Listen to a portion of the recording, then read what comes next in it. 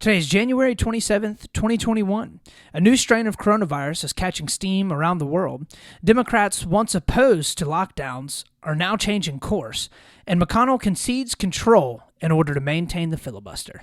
Welcome back, Split the Difference friends and Split the Difference family. You know we got another great episode for you here today. I'd even be willing to say it's the best episode that we've done so far, and you're going to love all the great insights we got from the left, all the great insights we got from the right, and of course we're going to split the middle and find that sweet, sweet truth that lies right there in the middle. So, with all of that, got a couple of big announcements to make, okay? Coming up next Monday, we have our 50th episode of the podcast. Woo! Everybody's cheering. Everybody's excited. Woo! I am pumped. So, in order to celebrate, we decided that we wanted to do a giveaway. That's right. We are doing a big giveaway. $50 Amazon gift card and your very own Split the Difference t-shirt as well. In order to win, you can find all of the details on our Instagram. You can only register to participate in the giveaway through the Instagram. We had a post actually yesterday that gave all the details for it, how you can enter. The best way to be able to win, of course, if you share it to your story as well, you'll get an extra entry into it. So you got to go and enter. Who doesn't want a free $50 gift card? All you got to do is just share the podcast around a little bit. And everybody wants to share this podcast because we got all the best news and insights from both sides of the aisle. It's the best of both worlds here. So go and check out my Instagram if you want all the details on that. And of course, please enter to win. All this stuff helps the podcast out a ton. The more people that know about us, obviously, the more that we're able to grow and the more hopefully we can bring you more content like this that hopefully y'all enjoy. We also, within the next week or so, will be having our very first guest come on the podcast. I'm not going to release this person's name yet. I will wait until everything is finalized and done before actually rolling out who the person is, but this person is an incredibly interesting person, and I think that y'all will greatly enjoy the conversation that we're going to have. So, be tuned for more great stuff coming out here on Split the Difference podcast. And with all of that having been said, let's now hop into our first story of the day, story number 1. So, for our first story of the day, a new coronavirus strain coming out of the United Kingdom is now sweeping across the world and especially the United States, and it is causing a large amount of alarm with a whole lot of people. So many are worried about it because they're saying that there seem to be early signs that it could be much more deadly and affect the youth much more as well, those youths. So as with anything, it is important, obviously, to not freak out until we have more information and more information is actually released on it. But what we can do is go ahead and hop in real quick. This is reported on Good Morning America about a day or so ago. Let's hop in and take a look at this. Is an expert there out of Brown University talking about it. Breaking down the latest coronavirus headlines. Joining us this morning is Dr. Ashish Jha, the Dean of the Brown University School of Public Health. Thank you so much for being with us. Let's start with this new variant of COVID-19 from the UK. Some British officials warning it could be up to 30% more deadly, but scientists are stressing more research is needed about that. Explain this to us. What does the science here actually tell us? Yeah, so good morning, and thank you for having me on. Yeah, in terms of the UK variant, it is clearly more contagious. I don't think there's any question about that. The question that has come up in the last few days is it actually also more deadly if you get infected with it? There is some preliminary evidence that it may be. Alternatively, it could be that the variant hit the UK when their hospitals were overwhelmed, and we know when hospitals get overwhelmed, mortality rates tend to rise. So we have to sort out, is it the virus, is it the hospitals? That still needs to be sorted out, but it's clearly still a deadly disease and clearly more contagious. Okay, so that right there was a really fancy way of saying we have absolutely no idea, but you need to be scared, which is a pretty classic response in the media right now. So I think that a lot of people are having a lot of mixed emotions about news like this right now, okay? And we're going to actually talk through a little bit of this in our story number 2 as well, but This isn't the first time that a new strain has been detected and has been found, and this is also not the first time that we've heard reports that the coronavirus would be absolutely killing the masses, right? With the amount of COVID fatigue is what they're calling it now, but basically people are just really tired of quarantines, they're really tired of lockdowns, they're really tired of everybody with all the fear-mongering and all the talk about how this is absolutely just ravaging the country and everything. Honestly, a lot of people are kind of looking at this and they're like, you know what? This is just another iteration of something that's totally inevitable, right? It's going to be sweeping across the country. People are going to get infected. This is just what's going to happen. I'm going to try my best to stay safe, but I'm tired of completely discontinuing the entirety of my life based upon this disease that so far has not lived up to what a lot of the media has pushed so far. So this gets into a little bit of, I also think the media have really shot themselves in the foot right now, okay? If we remember way on back a year ago when the pandemic started, there were reports all over the news, ripping through the United States that COVID was basically the next Spanish flu or the next Black Plague, like the next bubonic plague, okay? There were reports very early on that I read that were all over CNN, MSNBC, all the major news networks that alluded to it having a mortality rate of well over 10%, right? That's a very, very high mortality rate. They were saying that it was much more infectious than the flu, that it would be killing, hundreds of times more people than the flu does every single year, and basically meaning that in little to no time, there would be millions of people dead, okay? And, early on in like January and February of 2020, these were the reports that everyone was hearing. If we don't lock the entire country down, if we don't stop and discontinue everything that we're doing, by the end of 2020, there will be literally millions and millions of people that are dead. These were the reports that were coming out. As many of you remember, this caused, of course, the entire world to come to a screeching halt. Everybody saw the videos of people like literally locked in to their apartments in China. In Italy, they were singing to each other out of the windows in their apartments. They were not allowed to go anywhere, weren't allowed to see anybody. The entire world just stopped, right? Weren't allowed to leave your house. We weren't even allowed to go to parks, right? Weren't even allowed to go outside. It was, you have to stay in your house. That is it, okay? And the media claimed that without the complete and the total lockdowns, millions of people would be dead within just a matter of months. However, here we are a year later, and the response to it, of course, has been absolutely abysmal. And when I say abysmal, I mean truly awful. I am under the impression, from what I have seen that has been carried out throughout the entirety of the course of 2020, the Trump administration could not have dropped the ball any worse than they did, right? When you look back on all the stuff that Donald Trump and his administration did, not only did they make it seem like the virus was literally nothing at all, multiple times people calling it a hoax, multiple times, Donald Trump, after having COVID, taking his mask off in the front of the White House, like him, of course, getting COVID-19.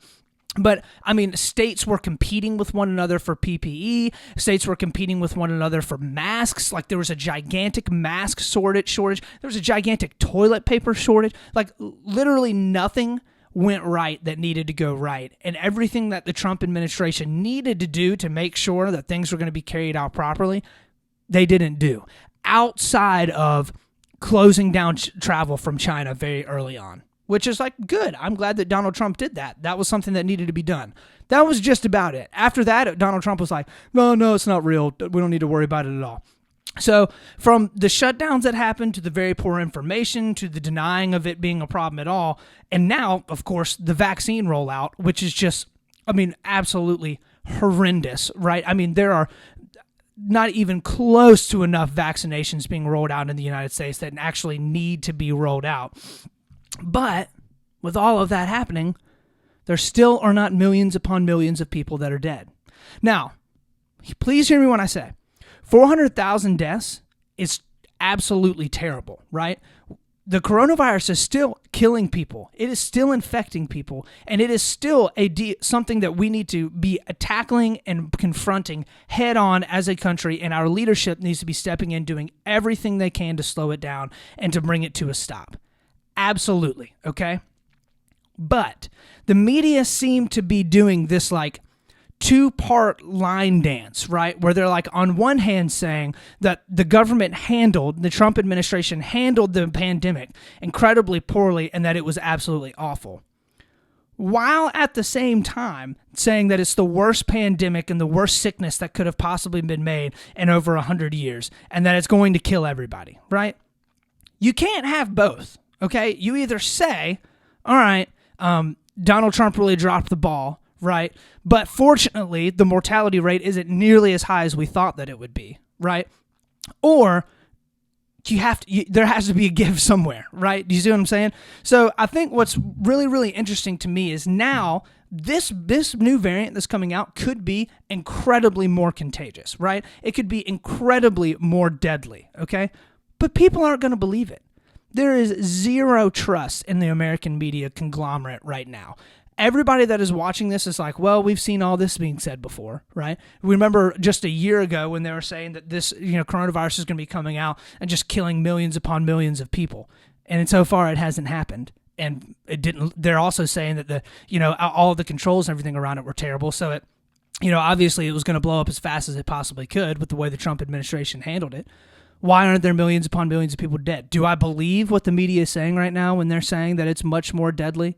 So I'm feeling like a lot of the reports, a lot of the opinions and stuff that are coming out are kind of showing this like weird two-part dichotomy to the media where it's like you can't have both, okay? You either hate the Trump administration and kind of admit that, all right, well, it's not nearly as deadly as we thought it was, but you can't have both. So with all of that, let's now hop into our second story of the day because it ties into this pretty closely. So without that, story number 2. So for our second story of the day, a lot of Democrats and the media start to change course on lockdowns and the coronavirus. This is something that many of you may have been following, maybe not. I don't know. It hasn't been reported a ton.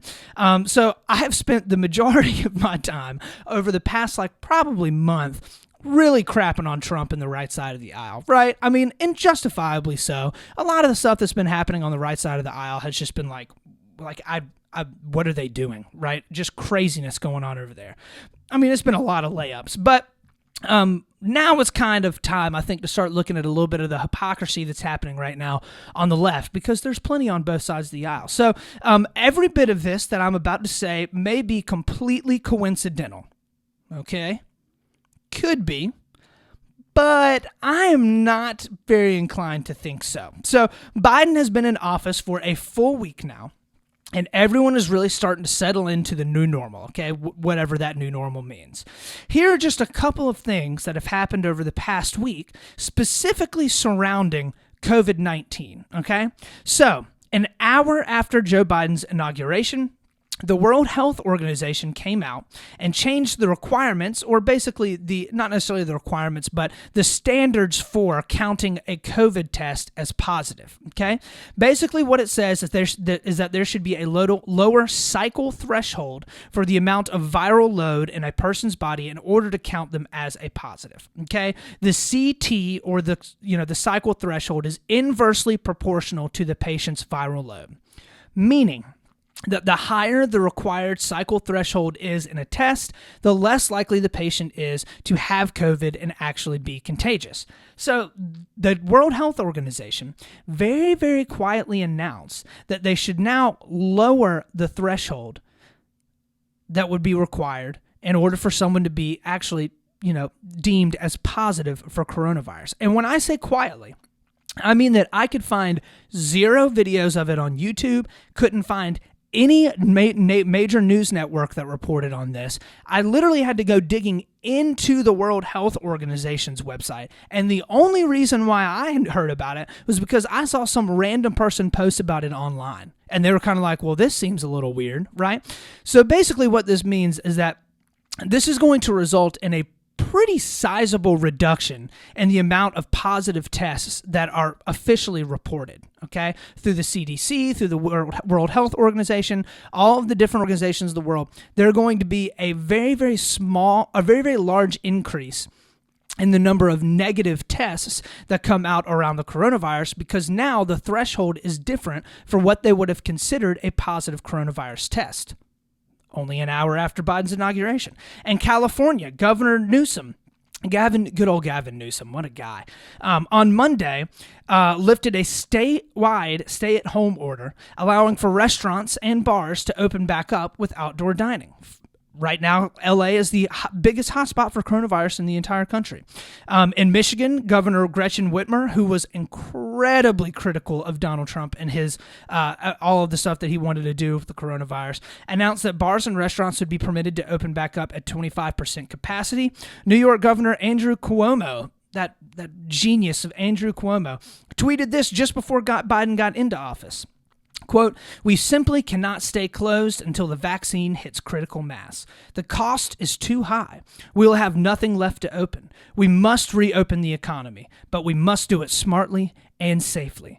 This is the guy that literally like a month ago was saying that lockdowns were the only way to control the pandemic. They are currently predicting in New York City that roughly over 50% of the restaurants and bars in NYC will be closed because of lockdowns. In Chicago, Mayor Lori Lightfoot started pushing for the reopenings of businesses on Saturday, basically tweeted out this thing saying that restaurants are now allowed to be open at a 25% capacity and gyms are now open, limited to only 15 people. Both Washington, D.C. and Baltimore, all ran by Democratic mayors, are also opening back up as well. On top of that, CNN actually removed the COVID death toll counter from a good portion of their broadcasts. Used to be on 24/7. Doesn't matter what you were watching on CNN. They had this big chevron on the side of the screen that basically had every single person that had been infected with COVID-19 and the death counter as well. So, I've been joking for a very long time, saying that as soon as Biden gets in office, coronavirus is just suddenly going to disappear. That's basically been a Republican trope, kind of funny joke back and forth for a while, and I think it's pretty hilarious too. And I, of course, am saying that sarcastically, just implying that the media coverage of it will significantly slow down. And that has actually been the case, okay? All these governors that I mentioned, every single person that I mentioned just now, are all Democrats and all very left-leaning. And all of them gave a ton of junk to Trump because of how he was handling the coronavirus and the fact that he was saying that lockdowns are not the way to go. Now, within the past week of Joe Biden getting into office, every single one of them are like, you know what? Let's open things back up. We're going to be okay now. You know, the vaccine's going to be coming out soon. Let's go ahead and get some. Shutdowns and lockdowns are not the way to go. We can handle this thing if we do it together and wash our hands. It's like, what is going on? So what we're seeing is a very, very commonplace political football that's basically just being played, kicking everything back and forth. What is done on the other side is always bad. It doesn't matter what it is. And then if you start doing it on your side, it's okay because it's on your side of the aisle. I would not be surprised at all if in 2 months we see a ton of the media and the Democrats coming out and saying that Biden is defeating COVID and that things are going back to normal, everything's good to go, even though cases will likely still be in the hundreds of thousands every single day. And all the Republicans will be the ones coming out and saying that it's worse than it's ever been and that the media is lying and that coronavirus is terrible and is tearing our country apart. This is just literally no one trusts the institutions in America anymore. And obviously, this is why, right? It's just standard operating procedure at this point in time where it's like, it doesn't matter what happens. The other side of the aisle is always wrong. We can do the exact same thing that the other side of the aisle wants, and that makes it right now. Just classic. Absolutely ridiculous. So, with all of that having been said, that is the end of our second story of the day. Let's hop on in to our third story, story number 3.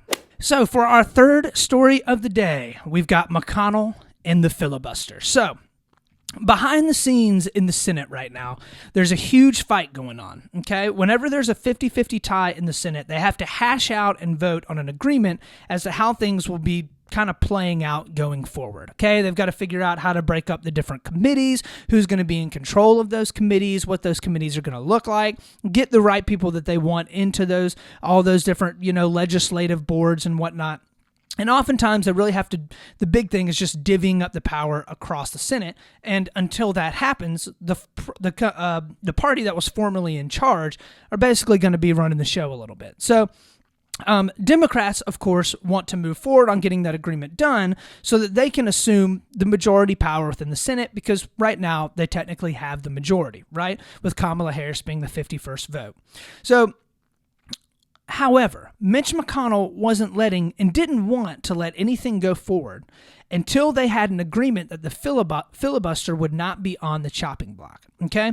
Although this just sounds like a whole bunch of congressional mumbo-jumbo, all right, it's actually an incredibly important rule and an incredibly important time right now within our Senate.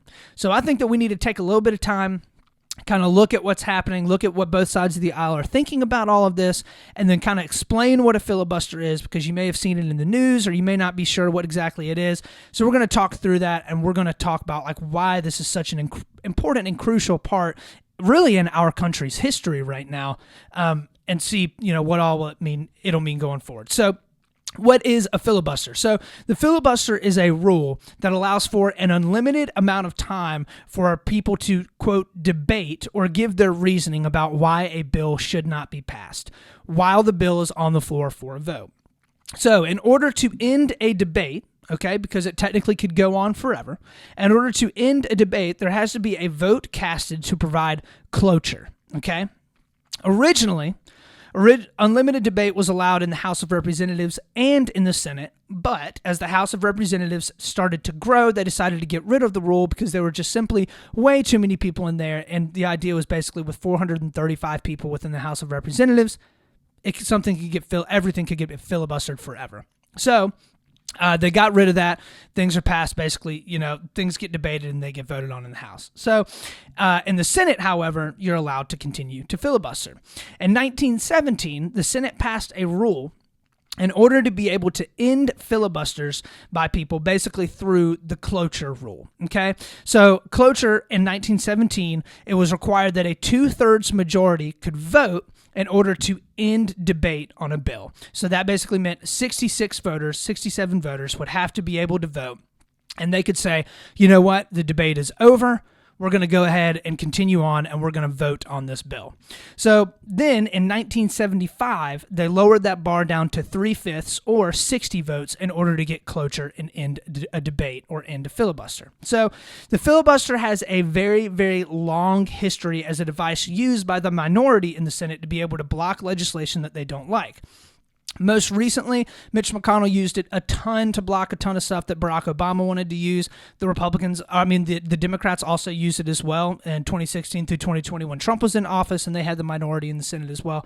That's just what happens. I think probably the most notable time in our history where filibusters were used all the time was really in the mid to late 50s through the 60s when a lot of civil rights legislation was being passed. So, the longest filibuster in history actually took place in this time period. It was in 1957 by Democratic Senator Strom Thurmond from good old, guess where?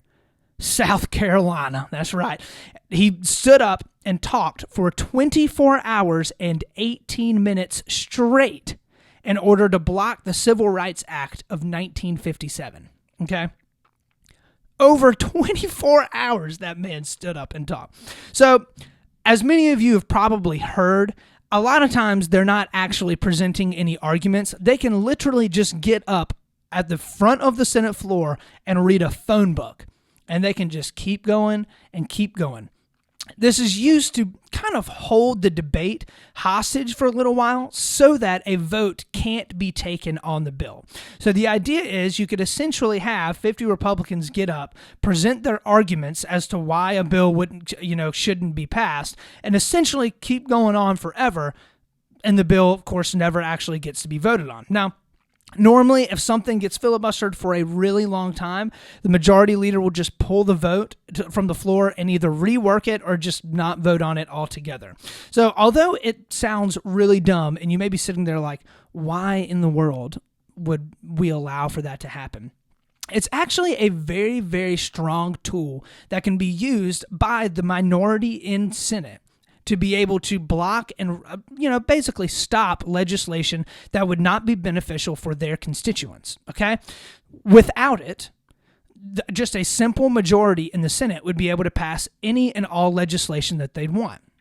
So all you need is 51 votes, and the idea would basically be, right now, for example, the Democrats and the Republicans are blocked at a 50-50 tie in the Senate. You have a Democratic vice president who would come in and break that tie. So essentially, if everything is incredibly partisan, the Democrats could start passing extremely progressive stuff, and the Republicans would be completely helpless to be able to stop it, because of that one vote that would break the tie, okay? With the filibuster, it allows the minority within the Senate to be able to stop a lot of that, because it wouldn't be beneficial for a large portion of the country. So a little bit of talk about, we now got to have a video, of course, of that sweet, sultry Southern drawl of Mitch McConnell standing up on the Senate floor talking a little bit about this earlier this week. Hold on, let's listen into him now. Every single time that I play Mitch McConnell, I always get all these messages from these people that are like, man, you got to play some more Mitch McConnell in there. That sweet, buttery, Kentucky voice. Golly, just a regular old, just Southern gem right there, Mitch McConnell. So let's listen into what he had to say about it on the Senate floor. While business proceeds on the floor, the Democratic leader and I are continuing to flesh out the structure of this 50-50 Senate. When leaders Lott and Daschle wrote a similar agreement 20 years ago, there wasn't a need at all to reaffirm the basic standing rules that govern legislation here in the Senate. It was safely assumed that no majority would break this rule for short-term gain. Floor remarks surrounding those 2001 discussions specifically cite the legislative filibuster as an important and unquestioned part of the backdrop that lay beneath the negotiations on the finer details. It was assumed no one would ever take that step. After the fact, Leader Daschle, the Democrat, praised the legislative filibuster as a crucial rule.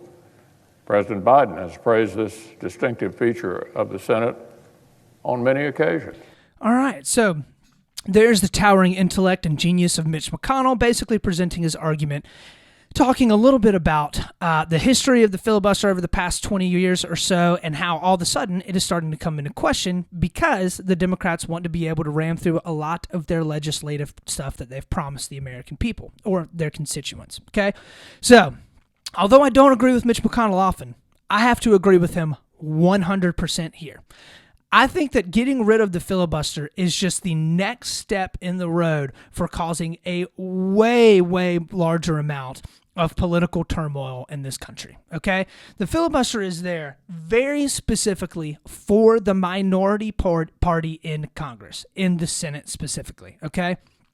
You do not want to have a simple majority to be able to rule the country in whatever way that they would see fit. This is why you have stuff like the Electoral College, right? It is not there. The Electoral College was put there very, very specifically by the founders because they didn't want people within, cities or people within specific parts of America to be able to rule and govern the entirety of the population on the other side of the country that have completely different values than they have, right?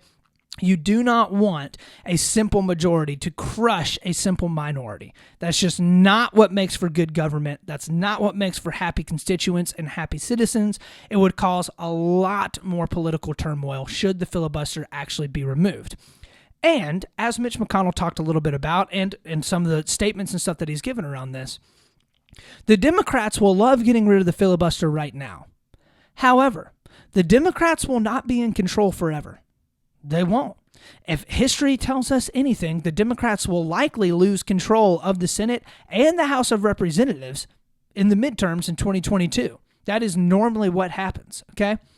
So, as soon as they get rid of that filibuster, the Republicans are going to be coming in with a vengeance. I mean, rolling back everything that they've done for the previous 2 years, rolling back everything that they have done everything that they don't, that the Democrats want to get done, and the Republicans will be slamming through all of the legislation that they want, and there will be nothing that Democrats would be able to do to stop it, okay? So, there have to be some types of guardrails, some things set up so that there can't be just a rule by a simple majority. All it would be is one vote that would be deciding the entirety of what gets pushed through, Okay. And that's a little bit scary. You don't want for one party to have that much control just because of a very simple majority. So, I think that Mitch McConnell is totally right on this. The last thing that we need to do right now in a time when our country is feeling really fractured and divided and kind of broken is to start rewriting a lot of the norms that have been set in place for literally hundreds of years, right? We don't need to pack the Supreme Court. We don't need to be adding on extra states. We don't need to be getting rid of the filibuster. What we need to be doing is just getting in there and getting stuff done, right? Go in and actually convince the other side that your argument is correct. Have a lively debate and get stuff pushed through, okay? If you want to get your stuff passed, then make it passable. Very simple. Come to a compromise. So, with all of that, that is the end of our third story of the day. Let's hop on in to our, actually only the second time that we've done this segment, okay? And replacing Made Me Smile today, our new segment, Bro, What? So this has got to be, I think, my favorite new segment ever. But for my bro what moment of this week, it comes from a video of good old Chuck Schumer that occurred a little bit earlier last week. So let's go ahead and hop in and take a listen to this now. The Senate will conduct a trial of the impeachment of Donald Trump. It will be a full trial. It will be a fair trial. But make no mistake, there will be a trial, and when that trial ends, senators will have to decide if they believe Donald John Trump incited the insurrection. Every time that I see that, Chuck Schumer is literally a walking meme. I mean, like, everything that he does is just an absolute meme. So that's Chuck Schumer getting up there, having a pretty terrible word slip. And I don't know why. That just cracked me up. Classic Chuck Schumer. So anyways, that is our little bit of funny tidbit that happened earlier this week. Some funny or hilarious stuff that happened in politics. That is the end of our show for the day. Remember, enter into the giveaway. Find me on Instagram. Drop me a like, post me around to all your favorite friends and families, get the show out there, and you will be entered for a $50 Amazon gift card and a free Split the Difference t-shirt. It's going to be beautiful. It's going to be great. It's going to be tremendous. It's going to be the best giveaway that you've ever seen. Also, look me up on YouTube. I'm on Facebook. Check out my website at splitthedifference.com, 1T. Drop me all the likes and the subscribes. Give me all the 5-star reviews that you can give me. All that stuff goes an extremely long way for helping me out. As always, y'all, thank you for stopping in. Remember, we're going to do our best to be level-headed. We're always going to be reasonable. And, of course, we're going to split the difference. This is Austin Taylor.